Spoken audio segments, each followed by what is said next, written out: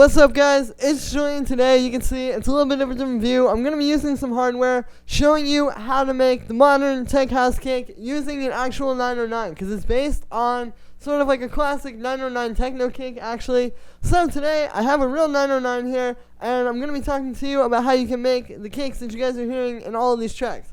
Now, to go along this video, I have a whole little template. You just heard it in the intro that you can get right at the top of the description for just $5 on my Bandcamp. This really helps support me. If you guys enjoyed these videos, so definitely go grab that. You get a bunch of really awesome, hard-hitting kicks that you heard in the intro, plus the actual demo project as well. So yeah, thank you so much for the support, guys, and let's dive in. So what I have right here is I've got the 909. You can see this is the TR09. Shout out to my friend Bot for letting me borrow his. I have this going out of that into this little mixer here, and this is just like a very basic mixer. I got this, you can pretty much get this at like almost any music store. It's just a Yamaha MG10XU. So we're going straight out and we're just going into that first channel right there, and then it's just going out of the mixer into my audio interface right here, and then we have an Ableton track set up, which you can't really see on the screen. But yeah, what we're going to do here is I'm going to just hit play on the 909 and show you what the dry 909 sounds like.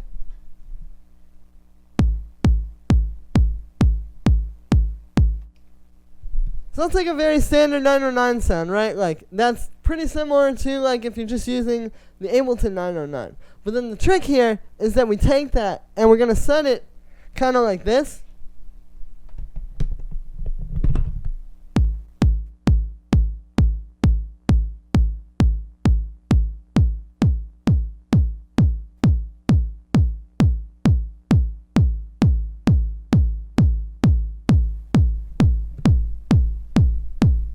You can hear pretty much like if you turn up all the knobs on the kick, it's gonna hit a bit harder. Even the tune, like you would think maybe pitch that down a bit lower because it's a kick, but you just turn that all the way up, and then what you're gonna do is on your mixer, usually you're gonna have two gains. So there's this gain right here, kind of like an input gain that you can adjust, and then there's the actual like out, which is going to the master. So this is essentially how we're going to get the sound. Is it's taking this kick straight out of the 909 and just basically overdriving it. Same thing as like the overdrive in Ableton or like a distortion using the mixer. But the reason why the mixer is going to work so well is because, for one, we have that one so we can boost it, but then use this one to keep it from actually clipping. But also, the reason why you want to use a mixer instead of like a distortion pedal or something like that is the mixer has a much flatter response, right? Like if you get like a guitar distortion pedal, like let's say you get like a Big Muff or a Fuzz Face or something like that, and try to put it on the 909 kick, what's going to happen is essentially like those pedals are kind of cutting out a lot of the mid-range and especially the lows.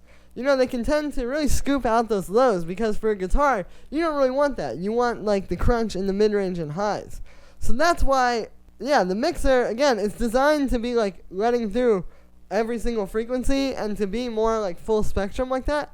So ultimately, it's going to create a much nicer distortion.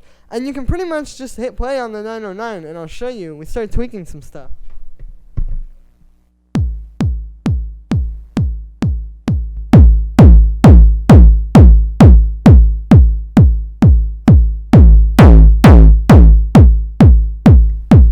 You can definitely do too much pretty easily, but you just gotta keep it at that right level. And you can also tweak the output here to kind of let you have more gain.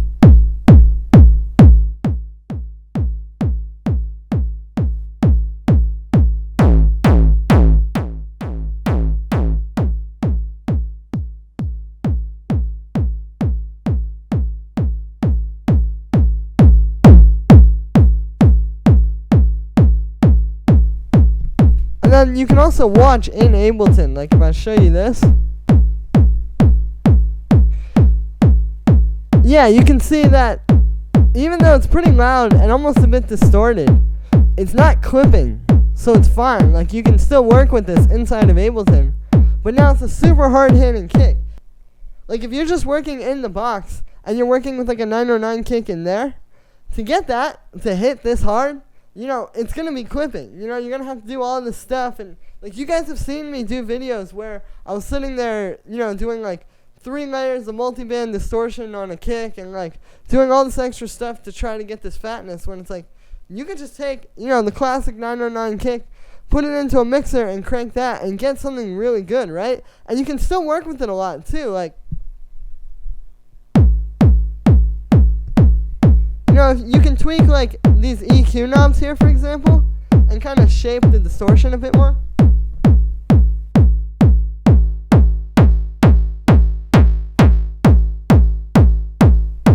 You know, like getting a bit more punch out of it, or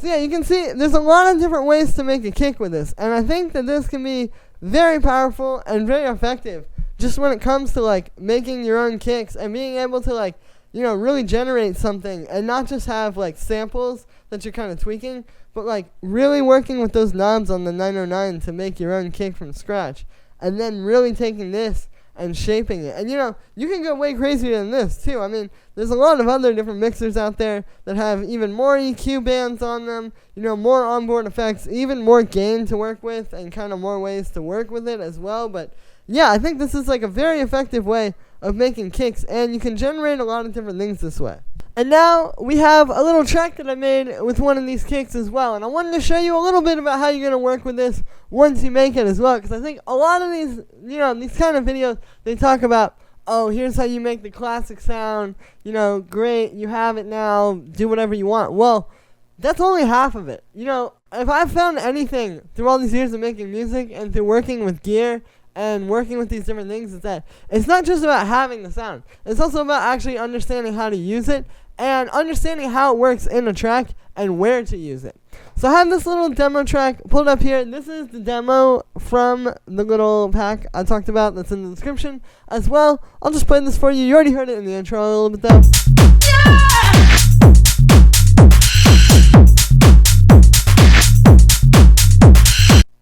And yeah, so you can see we have one of these kicks in here. This is one of the ones from the pack.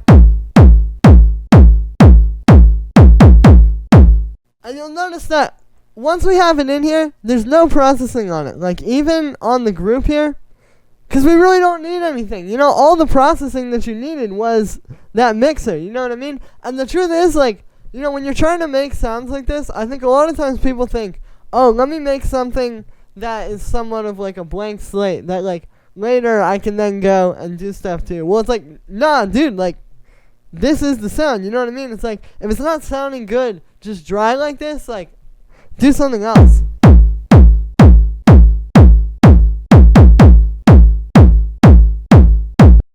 And yeah, so we got that in there.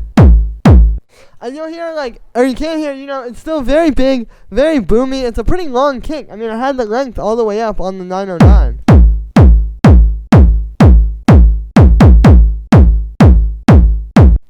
But then, with the bass line, we don't really need much to mix it. You know, like, the bass is being sidechained to this. But that's it. The main thing that is going to make a difference, though, is if you're using this big, boomy, like, almost tonal kick, right? Like, this has a pretty solid pitch to it. You just have to make sure it's tuned to your bass line. Like, if I put this kick up a few octaves.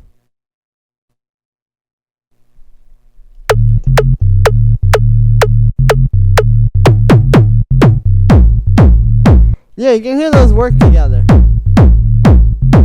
And then you just do that little side chain, and that's really all you're going to need to make this work.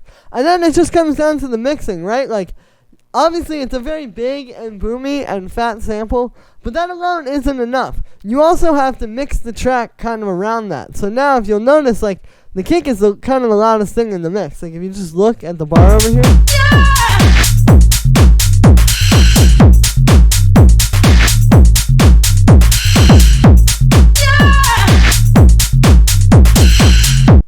Everything else is a bit quieter. And again, it's just like I was saying, it's like, it's not just knowing how to make the sound, because you can know how to make this sound, but if you don't constantly think while you're making a track with it, hey, I have to make sure that this is going to be louder than everything else, you know, that one little factor, that tiny detail, missing that, is going to throw the whole thing off. And then no one's going to care that you have a cool, crunchy 909 mixer kick, because it's like, your track doesn't sound that good. So you have to always think of this stuff in service of making music, and always think of it as a tool for that, rather than just like a toy to play around with. But it's always about like how this is going to fit into the track, and really about like making the best possible music because you have this, not despite having it, if that makes any sense. And yeah.